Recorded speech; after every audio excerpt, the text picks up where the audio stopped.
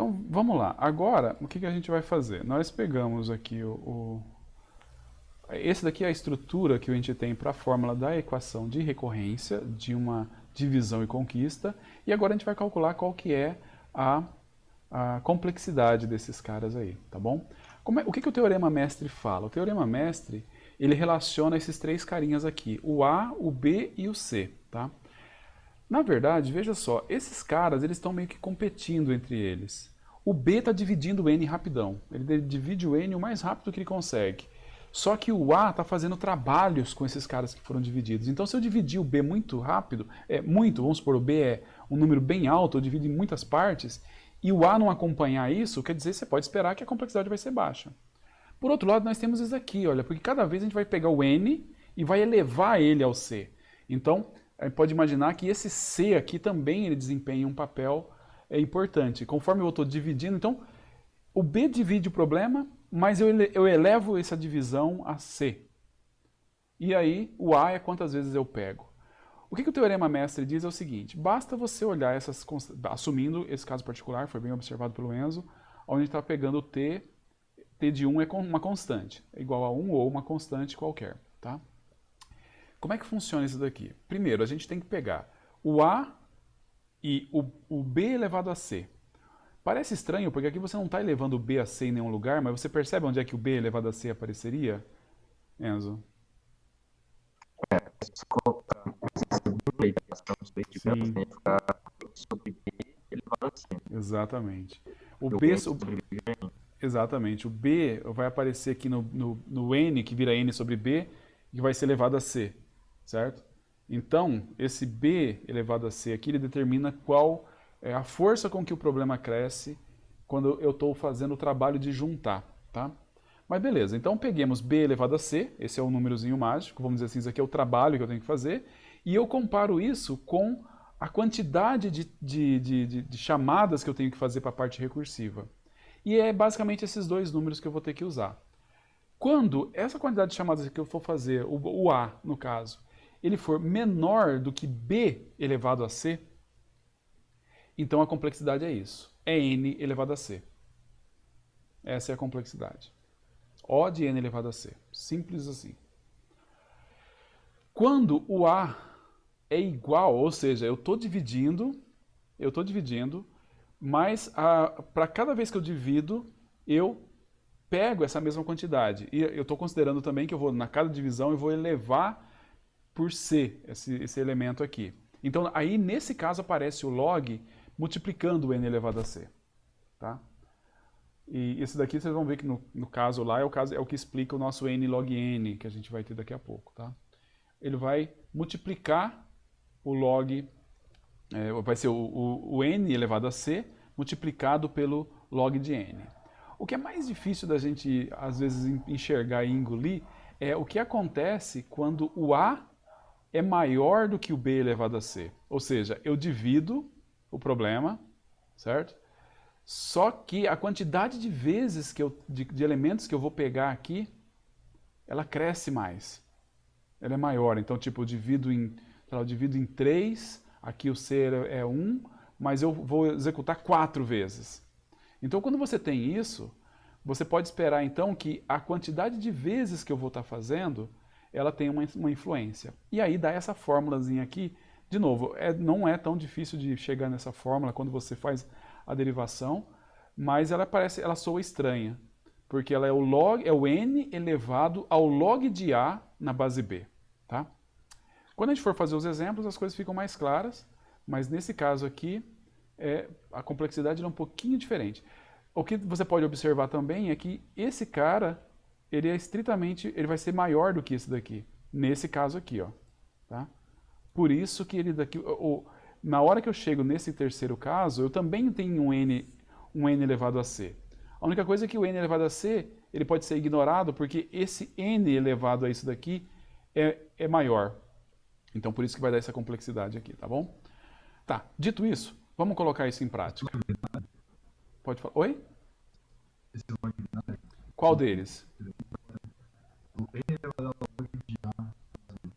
Não, esse daqui não. Esse aqui é base B mesmo. Aqui é base B mesmo, tá? Nesse daqui, por que que aqui eu não tenho a base? Alguém lembra? Porque não importa. Porque quando ele aparece desse jeito aqui, Vou escrever como em outra base dividido por uma constante que é log isso, da base. exatamente. Então, na verdade, quando o log aparece nesse ponto aqui, a base ela não interessa e a gente acaba não colocando a base. A gente pode ignorar a base. Que qualquer base vai dar o mesmo resultado. A conversão de base é uma constante. Aqui não, porque aqui eu não posso simplesmente converter a base. Porque converter a base eu mudo o expoente do n.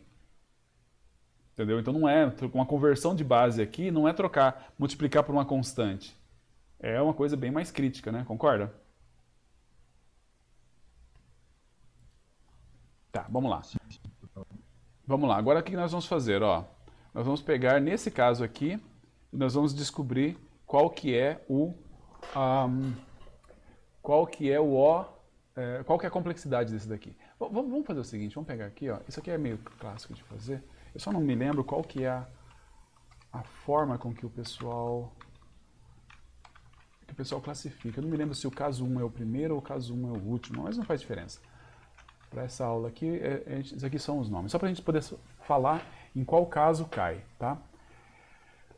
Vamos pegar aqui. Nesse primeiro caso, nesse primeiro item aqui, o t é 2t de n sobre 2 mais n elevado a 1. Qual desses três casos? Caso 1, caso 2 ou caso 3 vai cair? Enzo ou alguém? 2 igual a 2 elevado a 1. Exato. Exatamente, é o caso 2, né? Porque o A é 2, que é justamente o merge. Exatamente. Então, qual é a complexidade nesse caso aqui? Nós temos que t de n está em O, é o caso 2, de n elevado a c log de n, certo? Mas aí c vale 1. Então é isso, é isso. Opa. Então é isto. Ok? Nesse caso aqui, aí tá, você pode falar, meu professor, mas por que o senhor não falou isso lá atrás e tal? Não faria sentido a gente fazer, se a gente não sofrer pela equação de recorrência e chegasse no resultado, a gente não conseguia, a gente teria que simplesmente engolir esse resultado aqui, sem saber no que faz. Mas na prática, aplicar o teorema mestre é bem simples, rápido e dá o resultado que você precisa na maior parte das vezes, se você não conhece ainda a complexidade, tá? Vamos fazer para esse caso aqui agora. O caso que é esse daqui, onde o A, não conseguimos ver, conseguimos, tá? Qual o caso? Esse seria o A da 4 e o B da C da 1, né? É o terceiro caso. Terceiro caso, certo? Aí, o que nós temos? Nós temos então que o T de N está em O de N. Aí aqui que é o negócio também, né? O log vai sumir, que é o log de A na base B. Certo? E aí a gente vai substituir aqui. Por que não tá? Ah, faltou fechar. A gente vai substituir aqui. O que é o A? A é 4. O que é o B? O B é 2. O que dá log de 4 na base 2? 2 e o n quadrado. Fica um n quadrado, simplão ali, entendeu? Então, para essa equação de recorrência aqui, a resposta é complexidade n ao quadrado. Beleza? Teorema mestre ao seu socorro. Vamos ver isso daqui. Qual dos casos que vai dar? Deixa eu diminuir um pouquinho para ver se dá para ver todo mundo. Consegue ver tudo ainda? O último não, o terceiro, né? O terceiro, é esse daqui. Vai dar igual a 1, igual a 2, igual ao caso 2. É o caso 2. Então nós temos caso 2. Nós temos que pegar um que não seja o caso 2 depois. Vai ser nem o 3. Então vai ser o t de n é o O de n elevado a c vezes o log de n, ok? E aí agora só temos que ver o que... Opa, Que é isso? Ele não gostou de alguma coisa que eu fiz. Agora o que a gente tem que fazer agora é só substituir. O que é o C? O C é zero. O que dá n elevado a zero? Não, o loginho. Tira, saiu. Seria a busca binária. Exatamente. Você perde o login. Complexidade da busca binária, que a gente sabe que é log n, tá? Ok, vamos fazer esse último. Vamos lá. Qual que é o caso?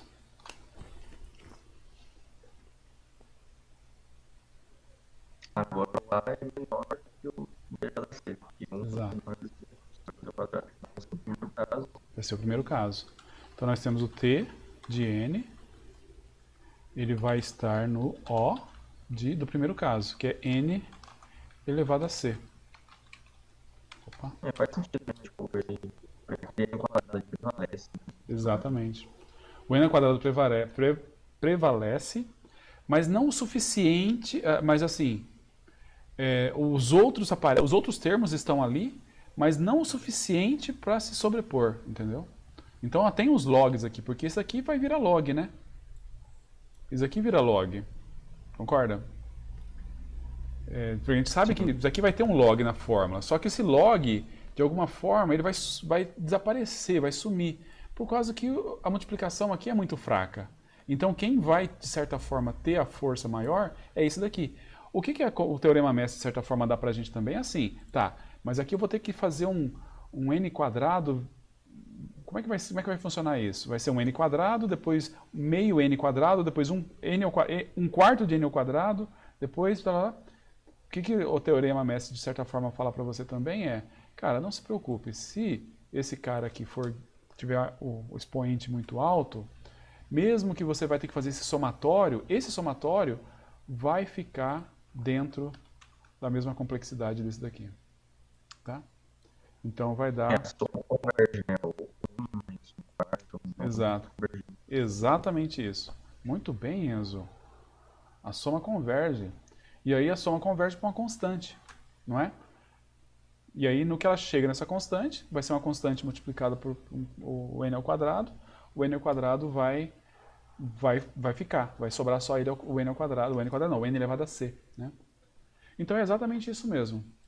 Basicamente a prova, quando você vai ver a prova é essa. Quando você tem esse daqui, a série converge para no máximo uma constante. Ela não é uma série infinita, mas ela tem no infinito ela converge para uma constante, então a série cortada vai dar uma constante também.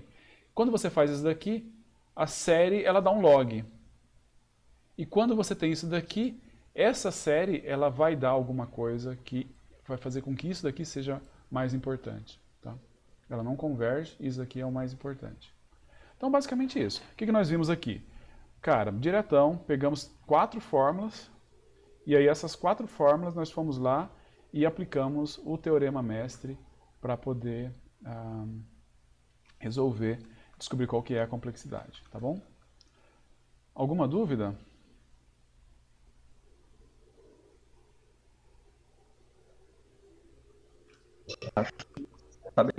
Tá tranquilo? Tá, vamos lá. Nessa gravação ainda, eu vou fazer o seguinte, eu vou colocar mais um caso aqui. Esse daqui é um algoritmo que é o algoritmo para você fazer multiplicação de matrizes recursiva, tá? A equação de matriz recursiva, deixa eu só pegar aqui, deixei anotado. Ela é assim, ó, o algoritmo de recorrência é assim. T de n, 8 vezes T de n mais O de n ao quadrado. Não sei se vocês algum dia fizeram multiplicação de matrizes, mas se você fizer uma multiplicação de matrizes, você vai perceber que você precisa de 3 fors alinhados. Você tem um for passar pelas linhas, outro for pelas colunas, outro for pelo produto da linha pela coluna. Então são 3 fors alinhados. Você tem como definir a multiplicação de matrizes de forma recursiva, e basicamente essa daqui é onde você divide a matriz em 2 partes, mas você tem que fazer 8 vezes essa divisão, tá? Bem, não vem ao caso exatamente como é que é o algoritmo, mas essa daqui é a equação de recorrência dela. Aí, bem, quando você faz a multiplicação de matrizes de forma indutiva, que seja lá, você sabe que ela vai dar cúbica, porque você tem 3 fors alinhados, todos os fors vão até n, você não tem nenhuma coisinha mágica de divisão ali e tal, ele vai dar alguma coisa ao cubo, tá? Aí, bem, qual que é a complexidade disso? Diga. Esse odd quadrado aí seria uma constante quadrado Ah, perdão, eu já fiz. ou odd quadrado É. esse quadrado? Não, N ao quadrado. N ao quadrado, boa. Boa. Não, é que assim, você falar N ao quadrado ou odd N ao quadrado não faz diferença, concorda? Quer dizer que... Ah, não, sim, só que ele tava falando extensão ao conjunto. Não, perdão. Depois a gente fala que pertence, né? É, pertence. Não, sim, sim. Ah, outra coisa, eu acho que é bom, talvez essa altura do campeonato é tarde demais, né? Porque a gente já pegou o hábito. Tem gente que não usa o pertence, tá? Tem gente que fala T é O de N ao quadrado. Eu acho muito estranho. Porque daí você quebra a igualdade, né?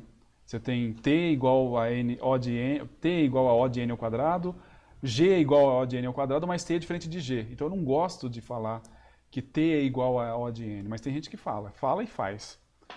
É um pouco de O abuso. T não é o θ, né? Não, cada vez que você faz isso, um matemático morre. Eles não gostam disso. A pessoa da computação Uma faz. fada matemática. Oi?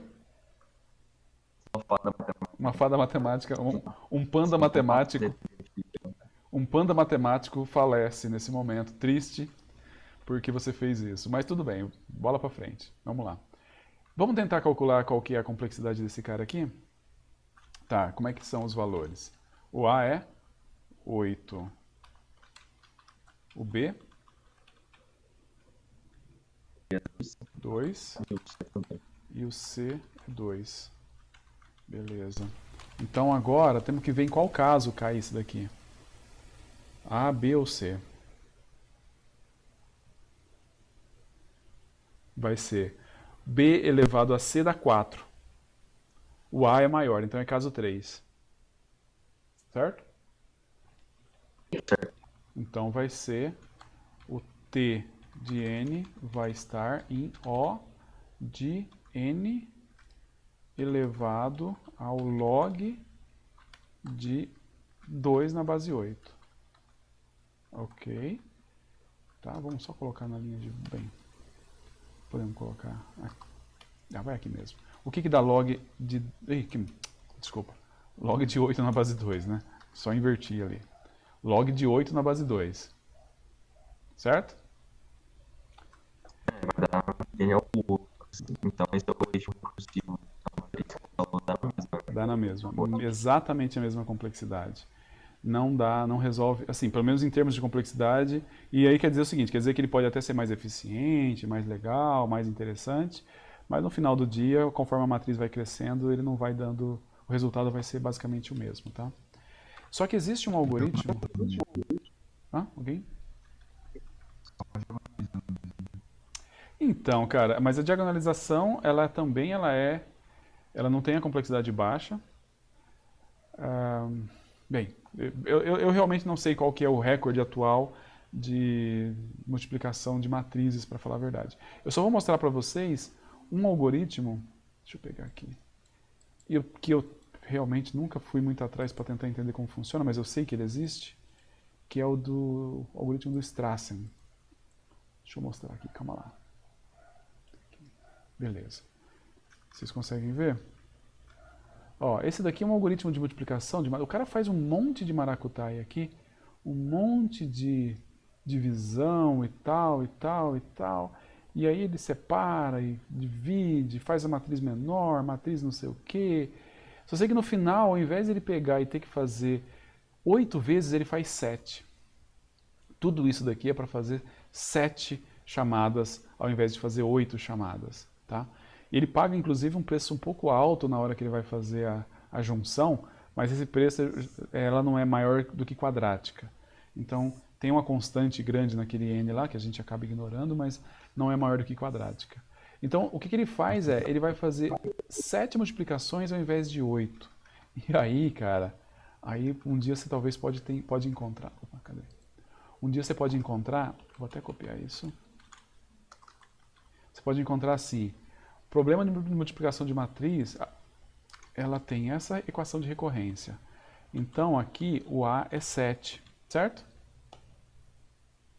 Respondendo para o cubo, vai ficar log 7 na base 2. Isso, calculem aí para mim o log de 7 na base 2. Aproximado, obviamente. Opa, cadê? Log de 7 na base 2. Quanto que dá isso? 2,80. 2,80. Ah, preguiça, hein, Eduardo? Fala mais uns aí.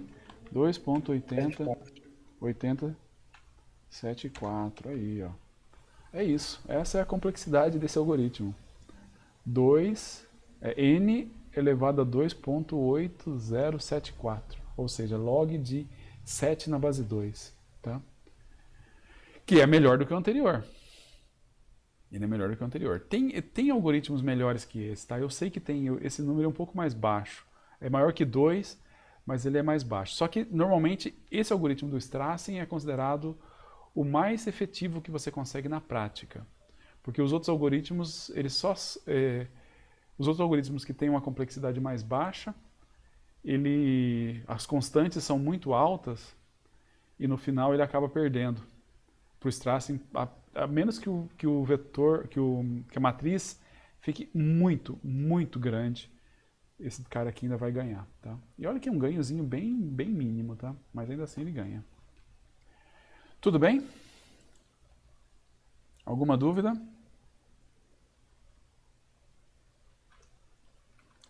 Alguma certeza?